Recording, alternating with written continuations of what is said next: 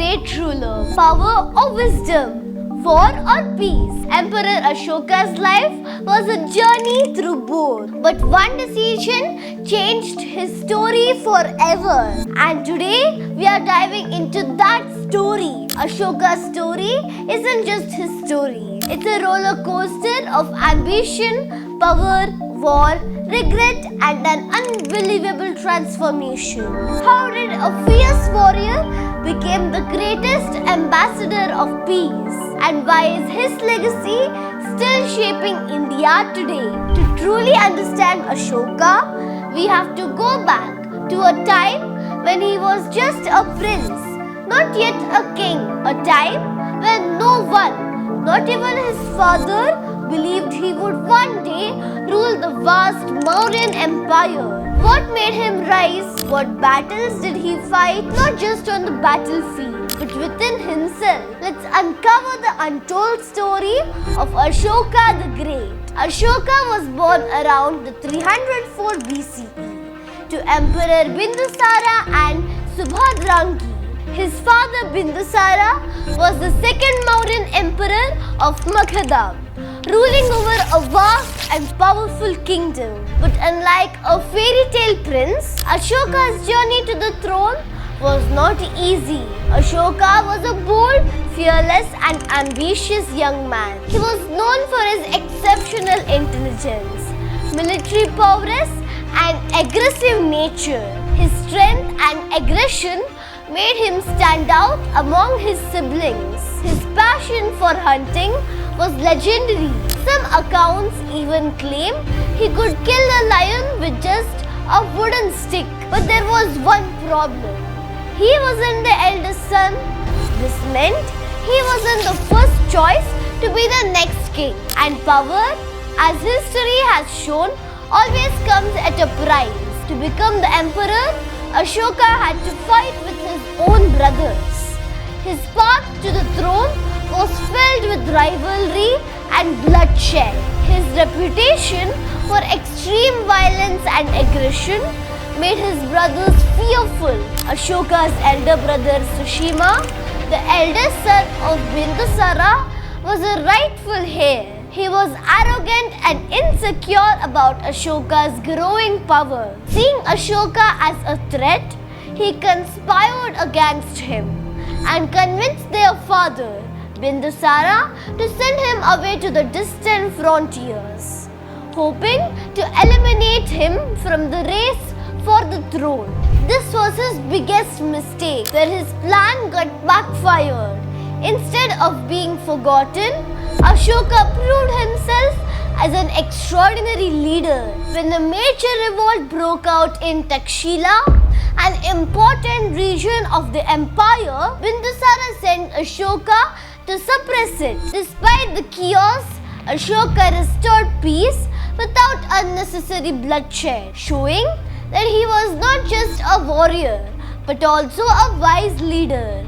Impressed, Bindusara later appointed him as the governor of Ujjain, a crucial center for trade and culture. This role sharpened his leadership and administration skills, preparing him for even greater challenges ahead. As his influence grew, so did his brothers' fear. They saw him not just as a competitor, but as a serious threat to their claim to the throne. And so the battle for the power truly began. Upon Emperor Bindusara's death, the Mauryan throne lay vacant, fueling a fierce rivalry among his sons.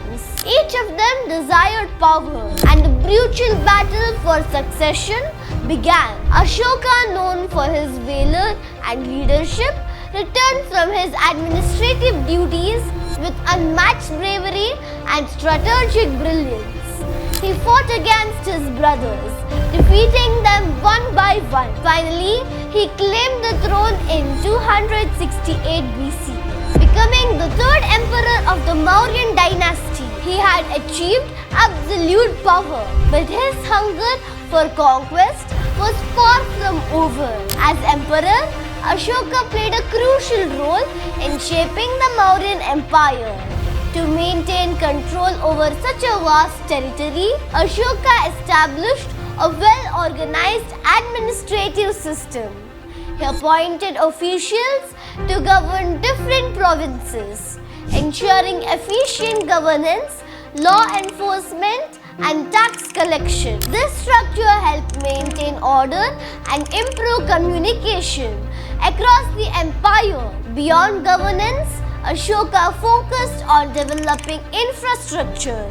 He built extensive road networks, rest houses, and irrigation systems to support trade and agriculture. These improvements strengthened the economy and enhanced the well-being of his people. To ensure justice, Ashoka introduced a uniform legal system, standardizing laws across his diverse empire. His judiciary aimed to treat people fairly, regardless of their background or social status. One of Ashoka's lasting legacy is the national emblem of the India, the lion capital of Ashoka, originally placed atop a pillar in Sardar. This symbol represented strength, unity and righteous rule. Today, it continues to be a powerful reminder of his governance and vision. But one battle changed everything. Among all Ashoka's battles, the war against Kalinga in 261 BCE was the most brutal and life-changing. Kalinga was a rich and independent land, proud of its freedom. Unlike other kingdoms that surrendered to Ashoka's expanding empire, Kalinga chose to fight back. The battle was horrific.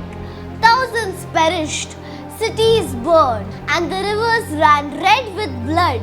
Despite Kalinga's brave resistance, Ashoka emerged victorious. But as he rode through the battlefield, expecting to feel the triumph, he instead met with horror.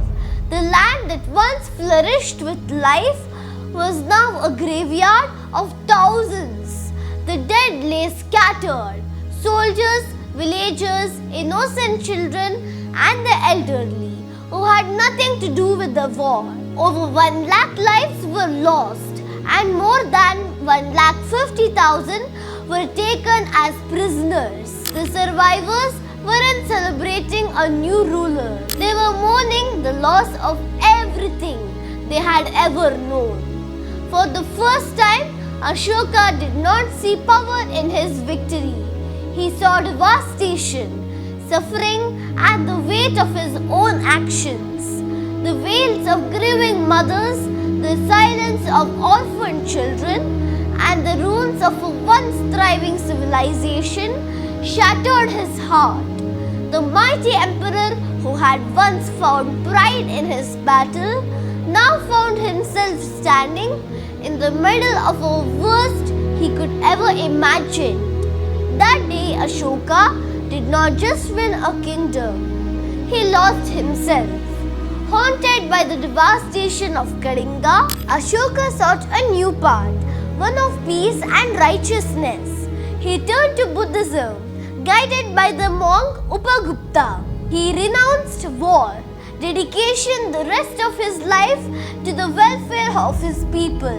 However, he did not force Buddhism upon his empire. Instead, he promoted Dhamma, which means Dharma, a set of ethical values based on non-violence, truth, compassion, and religion's tolerance. To spread these values, Ashoka appointed Dhamma Mahamatras, special officers who travelled across the empire, promoting moral and ethical conduct.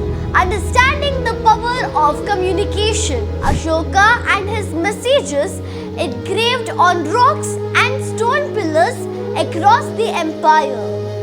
These inscriptions, written in the local language Prakrit, ensured that his people could understand his teachings. His edicts spoke of justice, morality, non-violence, and compassion. Many of these inscriptions still stand today, offering us a glimpse into his rule and philosophy. He sent Buddhist missionaries to Sri Lanka, Central Asia and Southeast Asia, including his own son Mahinda and his daughter Sanghamita, who played a crucial role in spreading Buddhism in Sri Lanka. His influence extended beyond borders, making him one of the most important figures in the Buddhist history.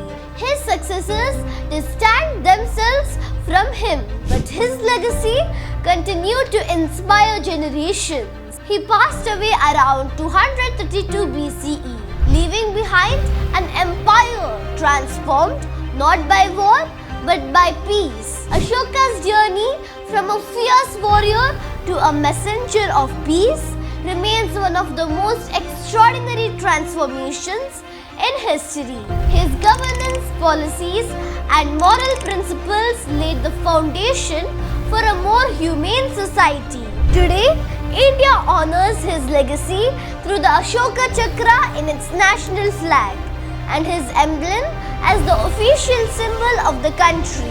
His impact was so profound that in the later centuries, he was immortalized in prayers and hymns, one of the most notable being Ashoka Vandana. These verses glorify him not just as an emperor but as a visionary leader who embraced Dhamma and dedicated his life to the welfare of humanity. His story is not just history, it's a hymn of transformation, a testament that true strength lies not in conquest but in compassion, not in ruling by fear but in leading with kindness. So dear viewers, remember, wars may give power but peace gives purpose. This was the story of the Emperor Ashoka, the king who chose peace over war. If you like the story, don't forget to like, share and subscribe to Page Pulse by Lee. Until next time, stay curious and keep learning. Signing off, Page Pulse by Lee. See you next time.